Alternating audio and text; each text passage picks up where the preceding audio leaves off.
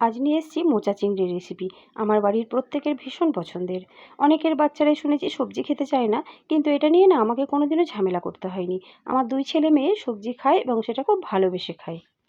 তো প্রথমে আমি কড়াইয়ে সর্ষের তেল গরম করে নিয়েছি, তার মধ্যে নুন হলুদ মাখিয়ে রাখা চিংড়ি মাছগুলো হালকা ভেজে তুলে নিয়েছি।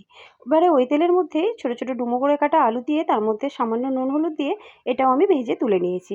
এবারে ওই তেলের মধ্যে শুকনো লঙ্কা তেজপাতা জিরে দিয়ে তার মধ্যে পেঁয়াজ কুচি দিয়ে খুব ভালো মতো ভেজে নিয়ে আদা রসুন জিরে লঙ্কা হলুদের একটা পেস্ট দিয়ে দিয়েছি। তারপর দিয়ে দিলাম টমেটো কুচি, স্বাদ মতো নুন, আর দিয়েছি কাশ্মীরি লঙ্কা গুঁড়ো। মশলাটা খুব ভালো মতো কষিয়ে নিয়ে এর মধ্যে আমি দিয়ে দিচ্ছি ভেজে রাখা আলু। তারপর এটা একটু নেড়ে নিয়ে এর মধ্যে আমি দিয়ে দেবো মোচা। মোচাটা আমি আগে থেকেই নুন হলুদ দিয়ে সেদ্ধ করে জল ঝরিয়ে রেখেছিলাম। তো সব কিছু দিয়ে খুব ভালো মতো নেড়ে মিশিয়ে নিয়ে এর মধ্যে আমি দিয়ে দিলাম ভেজে রাখা চিংড়ি। খুব ভালো মতো মিশিয়ে নিয়ে এবার এটাকে আমি ঢাকা দিয়ে রান্না করে নিয়েছি প্রায় 15 মিনিট।